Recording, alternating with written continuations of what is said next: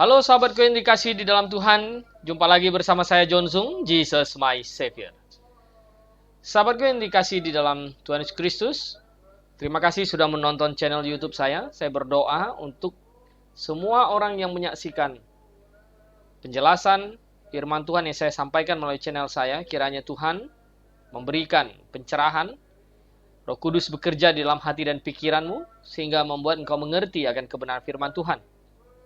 Bagi yang belum mengerti, bagi yang merasa tersinggung, ya Anda jangan cepat marah, tetapi Anda coba cek di dalam Alkitab, apakah yang saya sampaikan itu benar atau tidak.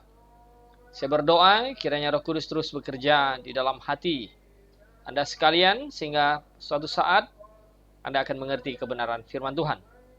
Baik sahabatku dimanapun Anda berada, di topik kali ini saya mendapat kiriman ini melihat sebuah video, dan ada yang bertanya mengenai tentang minyak urapan. Nah, ini saya share dulu menjadi sebuah bahan bagi kita semua untuk melihat bahwa pengajaran minyak urapan yang dilakukan oleh para pendeta yang tidak bertanggung jawab sebenarnya tidak ada di dalam Alkitab. Ya. Mereka sebenarnya adalah dukun-dukun rohani yang masuk dalam Kristen, sehingga menipu banyak orang Kristen. Dan praktek-praktek yang dilakukannya sebenarnya tidak ada di dalam Alkitab. Tetapi ini ada praktek perdukunan, sehingga kekristenan menjadi seperti ya, Kristen perdukunan, kemistik-mistikan, ya, yang tidak ada di dalam Alkitab tetapi mereka lakukan. Nah, oleh sebab itu tidak heran bahwa sebenarnya banyak orang Kristen itu dibodohi karena mereka tidak baca Alkitab. Mereka hanya diikutin omongan pendeta. Pendeta nanti ngaku bilang naik ke surga, pendeta ngaku dibilang dukun begini, padahal sama aja akhirnya masuknya jadi Kristen, dia dukun rohani mengacaukan kebenaran firman Tuhan. Oleh sebab itu kalau saya tidak begitu senang, ya. Artinya gini, orang bertobat masuk Kristen kata, dari dukun kah, dari ustadz kah, dari artis kah apa, banyak langsung euforia merasa bersyukur. Saya bilang hati-hati, saya belum merasakan bahagia damai sebelum melihat pengakuan iman mereka yang sesuai dengan Alkitab. Kalau apa yang mereka ajarkan justru menyimpang dari Alkitab, ini adalah menjadi benalu, menjadi bumerang bagi kekristenan sendiri, sehingga menyesatkan banyak orang Kristen. Nah, mari kita perhatikan video satu ini. Dia. Dan jika ia telah berbuat dosa, maka dosanya itu akan diampuni. Nah, minyak urapan itu adalah tanda wilayah Tuhan. Ingat saudara, tanda kekuasaan wilayah Tuhan. Tanda wilayah kekuasaan Tuhan. Suatu kali, saya masih ingat, kalau suatu KKR, kalau itu banyak sekali kekuatan jahat yang akan menyerang. Itu kejadiannya ada di Surabaya. Waktu itu saya berkata sama tim pelayanan yang undang saya, tolong sebelum saya KKR khotbah, setiap 4 penjuru tolong dikasih minyak urapan. Untuk doa minyak urapan. Loh, untuk apa Pak Daud? Nah, karena ada orang yang kadang setuju, kadang tidak. Saya ngomong, penting kasih aja minyak urapan. Minyak urapan yang saya doakan dalam nama Yesus, tolong setiap pintu dan 4 penjuru. Nah, sahabatku dimanapun Anda berada, ini benar-benar ada sebuah penyesatan. Model begini, dia kan dulu dukun ini. Siapa Daud Tony ini, ya. Dukun yang sudah biasa, ya. Kasih-kasih mantra, kasih-kasih menjimat ke banyak orang. Sehingga dia masuk Kristen ini, saya tidak tahu dia mengerti sekolah teologi kah, dia baca Alkitab kah, atau dia belajar dari siapa, dibimbing oleh siapa gitu loh. Sehingga dia masuk jadi Kristen, membawa gaya lamanya, ya dukun. Yang sebenarnya tidak ada di dalam Alkitab hal seperti ini. Nanti saya akan jelaskan, tapi perhatikan di sini ya. Di mana di dalam Alkitab pernah minyak urapan itu dipakai untuk mengurapi 4 penjuru untuk mengusir setan? Di mana? Gitu. Sama sekali tidak ada. Nah, tapi karena banyak orang Kristen ya, yang tidak baca Alkitab, lalu dukun ini ya, yang ngaku Kristen, kemudian dia diboyong kesaksian kemana-kemana, udah terlanjur terkenal dan banyak orang akhirnya menganggap, oh iya benar gitu. Padahal tidak pernah menyelidikinya. Ini sangat disayangkan kekristenan jadi seperti ini. Ya. Nah coba kita lihat lagi. Nah, lakukan aja. Udah, lakukan. Nah, waktu itu dan terutama tempat artakol. 1, 2, 3, 4. Gitu deh. Itu gini. Keliling. Saya kasih minyak urapan. Untuk apa Pak Dot? Udahlah kamu lakukan aja lah. Karena kadang orang ada yang tidak setuju deh. Saya pokoknya urusan kamu lah tidak setuju. Pokoknya saya lakukan aja. Nah, ini kan dukun itu memang biasanya begitu. Kalau misalnya ditanya, udah nggak usah banyak tanya, lakukan aja. Padahal orang Kristen itu harusnya ya, kalau hamba Tuhannya atau gembalanya menjelaskan kebenaran firman Tuhan, dia harus bertanya, Pak, di mana dasar Alkitabnya? Mengapa kita melakukan ini? Tapi kalau dukun itu biasa begitu. Udah cari ayam hitam, telur hitam, kulitnya hitam, darahnya hitam. Untuk apa Pak? Apa kau lakukan aja? Mandi kembang 7 warna.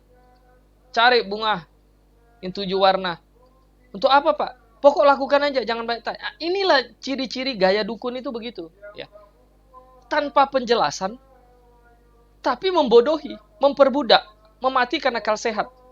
Jadi sahabatku dimanapun Anda berada, banyak orang Kristen itu jadi terhipnotis, dibodohi oleh dukun-dukun seperti ini, dukun-dukun rohani. Nah, kita tidak usah lihat panjang lebar lah video ini. Saya jelaskan mengenai minyak urapan, biar mengerti gitu loh. Jadi, kalau saya lihat makin lama makin ini, videonya ini sangat enek saya, benar. Ya, saya sangat enek. Sungguh sangat menyedihkan, ya. Sungguh sangat menyedihkan. Nah, kalau kita lihat ini, biar saya besarkan saja, nggak apa-apa kalau nggak nampak wajah saya. Apa itu minyak urapan dalam perjanjian lama? Ya. Minyak urapan dalam perjanjian lama, ya, itu ditulis semen hamasya. Semen itu adalah minyak zaitun. Ya. Digunakan untuk mengurapi. Jadi gunakan untuk persembahan berupa roti, ya, Keluaran 29, 40 dan seterusnya. Gini, artinya minyak urapan itu adalah semen hamasya, ya, yang biasa dipakai untuk mengolesi, ya, ramuan khusus untuk mengolesi, ya, mesbah tabernakel dan untuk mengurapi para imam. Nah, ya, jadi bukan minyak sembarangan. Oke, sekarang kita lihat bagaimana cara meracik minyak urapan itu dan bagaimana aturan di dalam Alkitab, biar kita ngerti gitu loh ya. Nah, saya coba lihatkan Alkitab dulu. Kita buka misalnya di dalam ini ya, mengenai minyak urapan ya. Mengenai minyak urapan Keluaran pasal yang ke 30 ayat 31. Saya bacakan biar kita ini semua pengajaran harus berdasarkan Alkitab, jangan sembarangan. Kayak dukun-dukun yang tidak bertanggung jawab seperti itu. Gitu loh. Nah. Ayat 31 itu bunyinya gini. Dan kepada orang Israel haruslah kau katakan demikian. Inilah yang harus menjadi minyak urapan yang kudus bagiku di antara kamu turun-temurun. Kepada badan orang biasa janganlah minyak itu dicurahkan. Perhatikan itu. Kepada badan orang biasa janganlah minyak itu dicurahkan. Dan janganlah kau buat minyak yang semacam itu dengan memakai campuran itu juga. Itulah minyak yang kudus dan haruslah itu kudus bagimu. Orang yang mencampur rempah-rempah menjadi minyak semacam itu atau yang membubuhnya pada badan orang awam harus dilenyapkan dari antara bangsa. Oke, perhatikan lagi. Berfirmanlah Tuhan kepada Musa, ambillah wangi-wangian yakni getah damar, kulit lokan, dan getah rasa mala, wangi-wangian itu serta kemenyan yang tulen, masing-masing sama banyaknya. Semuanya ini haruslah kau buat menjadi ukupan, suatu campuran rempah-rempah seperti buatan seorang tukang campur rempah-rempah, digarami, murni, kudus. Sebagian dari ukupan itu haruslah kau giling sampai halus, Dan sedikit daripadanya kau letakkanlah di hadapan tabut hukum di dalam kemah pertemuan, di mana aku akan bertemu dengan engkau, haruslah itu maha kudus bagimu. Dan tentang ukupan yang harus kau buat, menurut campuran yang seperti itu juga, janganlah kamu buat bagi kamu sendiri. Itulah bagian untuk Tuhan yang kudus bagimu. Orang yang akan membuat minyak yang semacam itu dengan maksud untuk menghirup baunya, haruslah dilenyapkan dari antara bangsanya. Jadi perhatikan dulu, ini buat minyak urapan ini tidak sembarangan. Ya. Tidak sembarangan membuat minyak urapan. Nah, jadi sahabatku dimanapun Anda berada, kata yang diurapi itu dasar katanya itulah hamasia, Mesias gitu sebenarnya. Dalam bahasa Yunani, ya, dalam bahasa Yunani kata itu adalah, ya sebentar, saya turunkan ini biar dilihat.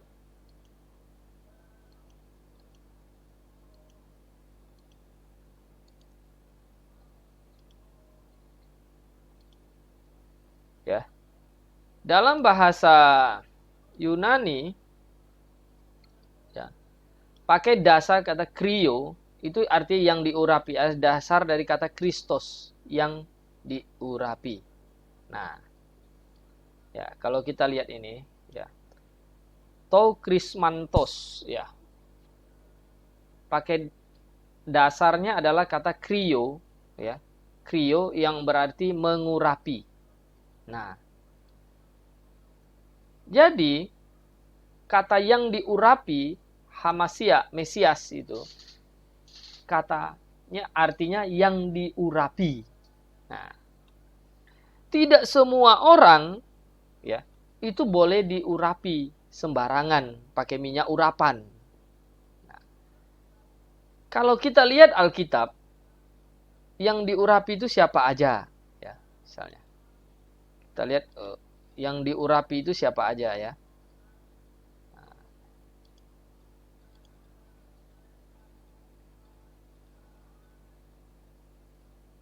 Sebentar. Saya kasih lihat yang screenshot satu ini.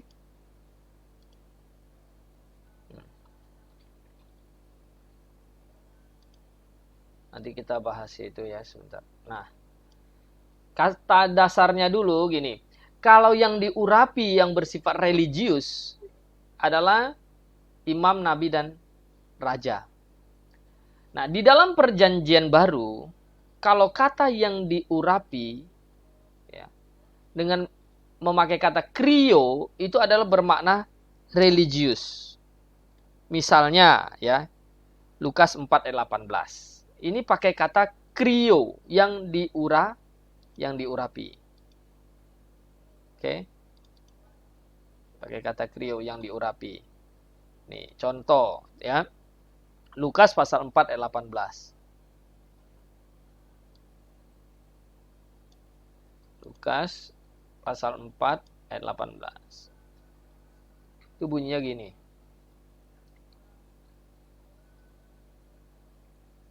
Roh Tuhan ada padaku oleh sebab ia telah mengurapi aku. Nah, ini pakai kata krio, Mesias, Hamasiah. Nah, jadi mengurapi aku ini pakai kata dasar krio, untuk menyampaikan kabar baik kepada orang miskin dan ia telah mengutus aku. Nah, ini namanya yang diurapi. Nah, dalam perjanjian lama, kita tahu, ya, yang diurapi itu siapa? Imam, nabi, dan raja.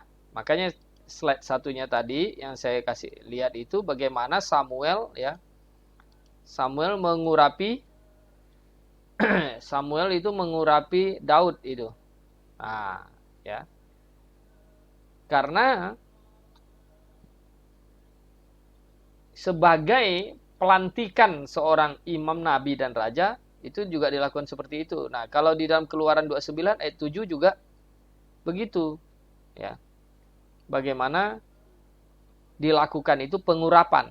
Nah, hari ini bolehkah sembarangan orang pakai minyak? Ya. Minyak apa aja dipakai? kemudian dia ngurapin orang, gitu loh. Bolehkah seperti itu? Di mana atas dasarnya Alkitab boleh sembarangan ngurapin orang? Nah, sedangkan dalam perjanjian baru, mungkin mereka kutip gini, Yakobus 5 ayat 14 itu. Kalau ada seorang di antara kamu yang sakit, baiklah ia memanggil para penatua supaya mereka mendoakan dia serta mengolesnya. Kata mengolesnya ini bukan pakai kata krio, bukan mengurapi. Oles pakai kata aleipo. Nah, ya. Jadi bukan pakai kata krio, tapi pakai kata aleipo. Coba kita lihat Alkitabnya. Biar ini. Biar Anda pikir saya tidak sembarangan ngomong gitu loh, ya. Ini Yakobus kan? Yakobus 5 ayat 14. Kita cek ayatnya. Mungkin pakai dasar inilah mereka akhirnya sembarangan mengurapi orang gitu loh, ya. Jadi mereka sembarangan ngurapin orang. Nah, pakai dasar ayat ini kali. Mungkin, ya. Padahal pemahaman ayat ini tuh bukan bermaksud religius untuk ngusir setan atau segala macam. Nah, nih, kalau ada seorang di antara kamu yang sakit, baiklah ia memanggil penatua jemaat, gembala jemaat, supaya mereka mendoakan dia serta mengoleskan aleipo dengan minyak dalam nama Tuhan. Jadi ini bermaksud, ya, medis, menyembuhkan. Zaman dulu kan belum ditemukan paracetamol, belum ditemukannya balsem yang misalnya obat sakit perut lah, yang medis ya. Yang ada mereka pakai mengolesnya minyak biasa, ya minyak zaitun atau mur untuk obat. Jadi kalau ada yang sakit, kita panggil gembala, ya, penatua jemaat, datang doakan kita, lalu kita kasih obat. Itu maksudnya sebenarnya itu. Bukan minyak itu yang sebagai jimat. Tapi ini mengenai kata aleipo. Nah, King James, ya, di TR itu pakai jelas di sini, ya. Nih. 14. Nah, ini di sana. Mungkin Anda tidak di sana. King James Version sajalah. Is any sick among you? Let him call for the elder of the church and let them pray for him. Anointing, pakai kata anointing. Aleipo, kata aleipo dalam ayat 4, ya.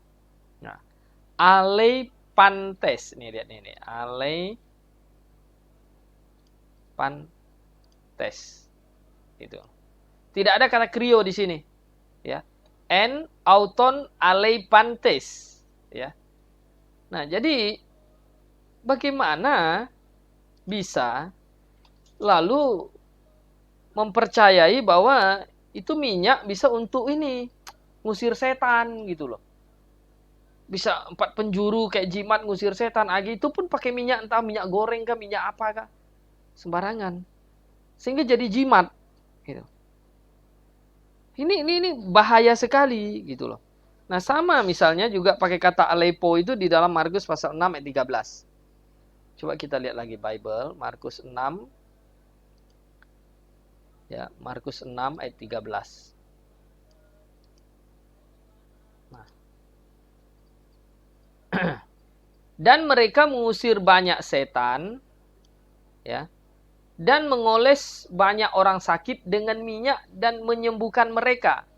Jadi dasar kata di sini juga adalah mengoles ini pakai kata dasar aleipo, bukan pakai kata krio, bukan mengurapi, tapi ngoles minyak. Jadi gini, ada orang kerasukan setan, didoakan, pergi setannya, mereka sakit, dia oleskan dia dengan minyak. Gitu. Bukan minyak itu yang ngusir setan. Setan itu tidak takut minyak. Setan itu takutnya Injil, kebenaran. Nah, ini lihat di TR ayat 13. Kai dai poninia pola elpalon kai elenon. Nah, tolos ya, kai apotos kai te ratenon. Jadi pakai kata mengoles elepon. Gitu. Jadi jelas. Bagaimana ada kata krio di situ? Nah, kalau kata krio ini saya kasih lihat Lukas. Ya. Jadi di dalam Lukas pasal 4 ayat 18. Yang tadi saya kasih lihat kan. Nah, dalam kuasa roh kembali Yesus ke Galilea tersiarlah kabar tentang di seluruh 18. Nah, roh Tuhan ada padaku, oleh sebab itu ia telah mengurapi aku. Nah, kata mengurapi di sini ini pakai kata krio. Nah, kurion en eme on ekrise, ya. Jadi jelas, ya. Pakai dasar kata, ya, krio. Nah, di sini pakai kata mengurapi, bukan mengoles. Nah, ini makna religius. Nah, kemudian Kisah Rasul 4. Ya. Kisah Rasul 4 ayat 27.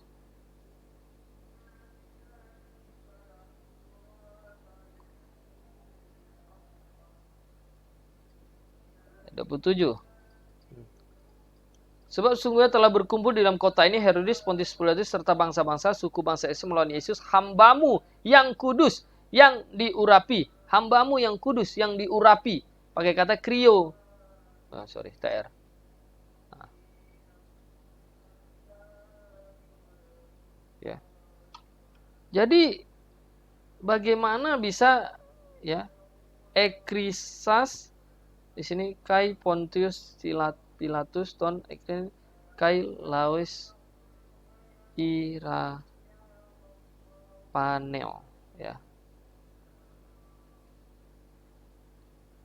Nah, nih ekrisas gitu loh, ya. Bagaimana bisa ada kata ini gitu, mengoles? Nggak bisa sembarangan orang pakai minyak itu ngolesin orang, apalagi ngusir setan. Nah, di mana di dalam ayat Alkitab itu ada minyak, setan itu bisa takut minyak? Kan saya heran sekali kekristenan hari ini menjadi kacau seperti itu, ya. Jadi, kesimpulannya begini. Dalam perjanjian lama, minyak urapan harus diracik dengan sedemikian. Benar-benar tadi yang saya baca di dalam kitab, ya, Keluaran itu, tidak boleh sembarangan mengurapi orang. Yang diurapi itu imam, nabi, dan raja. Seperti, ya, Imam Harun suku Lewi diurapi, ya, diperintahkan Tuhan kepada Musa, urapi dengan minyak. Ya. Daud mau jadi raja, Saul jadi raja, diurapi Samuel. Gitu. Jadi minyak yang spesial khusus. Bukan minyak sembarangan, minyak sayur atau minyak goreng. Nah, oke. Dalam perjanjian baru, ya, kata mengurapi itu ada Mesias. Yang diurapi itu ada Mesias. Bahasa Yunani katanya dasar kata Kristus. Dari kata krio. Jadi kalau orang berkata saya ini hamba yang diurapi, sebenarnya sama dengan mengatakan saya ini adalah Mesias, saya ini Kristus. Dalam perjanjian baru penekanan yang diurapi itu adalah Kristus. Maka tidak pernah kita temukan, ya, para rasul itu ngurapin orang. Tapi, nah, mereka itu mengolesin minyak orang sakit itu adalah karena dulu belum ada ditemukan obat medis. Kalau ada yang sakit perut, kalau ada yang sakit demam, belum ada paracetamol, belum ada amoxicillin, belum ditemukan. Mereka pakai obat yang seadanya pada masa itu. Maka lebih berfungsi kepada medis. Makanya kata aleipo, mengolesi minyak. Gitu loh. Ada yang sakit sekarang, kita bukan cari minyak lagi karena udah banyak obat-obat medis yang canggih. Ya. Untuk menyembuhkan. Kalau hari ini, ya, kena COVID, bukan pakai minyak urapan. karantina mandiri, makan makanan yang sehat, minum vitamin C yang banyak, bukan pakai minyak urapan dioles-oles. Jadi konyol. Nah, kalau saya mau pergi KKR, seminar kemana-mana, bukan bawa minyak urapan sebagai jimat, oleskan 4 penjuru. Doakan. Doa orang benar. Ya, sangat besar kuasanya. Cukup itu ngusir setan. Bukan setan itu takut dengan minyak urapan. Sehingga banyak jemaat jadi bodoh. Kemana-mana bawa minyak urapan. Rumahnya masuk pintu gerbang dioles, jendela dioles, semuanya dioles. Nggak beda nanti dengan film-film vampir di mana kertas merah itu ditempel di pintu, di mana-mana. Katanya setan takut lihat kertas merah yang sudah dijampi-jampi para loya. Nah, kekristenan itu kita kembalikan ke yang Alkitabiah, yang sesuai dengan Alkitab. Makanya dukun seperti ini bertobat, dia nggak ngerti Alkitab. Sembarangan dia ceramah kasih kesaksian, ya hanya bisa membodohi orang yang tidak baca Alkitab. Celakalah mereka, semua saling menyesatkan akhirnya seperti itu. Oh, banyak pengikutnya. Ya, kebenaran itu bukan tergantung banyak dan sedikit. Tuhan Yesus sudah bilang kok. Lebarlah jalan menuju kebinasaan, tapi sempitlah, sesaklah jalan menuju kehidupan. Nah, sahabatku, dimanapun Anda berada, cobalah buka pikiranmu, akal sehatmu. Ya. Baca Alkitab, buka Alkitabmu. Jangan sembarangan dengarkan pendeta. Anda disesatkan seperti ini. Lama-lama akhirnya jadi praktik perdukunan kekristenan ini. Saya berdoa untuk Anda semua yang mendengar ini. Kalau Anda tidak setuju dengan saya, silakan paparkan di mana ayat Alkitabnya. Tidak perlu marah. Tapi jika saya benar, engkau bertobat. Kalau tidak akan disesatkan dan kau akan binasa selama-lamanya. Ya. Bagi saya lihat ini seperti itu ceramah pengajarannya itu betapa menyesatkan itu. Bagi saya itu sangat menyesatkan. Saya tidak benci orangnya, saya tidak menghakimi pribadinya, tetapi pengajaran yang disampaikan itu menyesatkan. Tidak ada dalam Alkitab. Ya. Tidak ada hari ini yang berani menegur. Ya karena semuanya takut. Jangan menghakimi, jangan begini, jangan. Bodoh sekali. Dalam Alkitab bilang kita disuruh hakimi dan kita akan menghakimi para malaikat. Hakimi dengan adil tapi nyatakan apa yang salah, beritakan firman, siap sedia baik atau tidak baik waktunya. Nyatakan apa yang salah, tegurlah dan nasihatilah dengan segala kesabaran dan pengajaran. Nah, sahabatku dimanapun Anda berada, Anda dengar video ini, jika Anda tidak bertobat, saya berdoa, jangan, Tuhan tolong orang-orang yang mendengar channel YouTube saya ini, kiranya mereka bertobat. Ya, tinggalkan segala macam praktik perdukunan dan minyak-minyak urapan palsu yang disebarkan tak pakai minyak goreng apapun. Jika tidak mau bertobat Tuhan, ya, jangan biarkan hidup mereka tenang. Ya. Sampai mereka bertukuk lutut di bawah kebenaran firman-Mu. Alkitab, firman-Mu lah kebenaran. Baik, bersama saya John Sung. Jesus my Savior.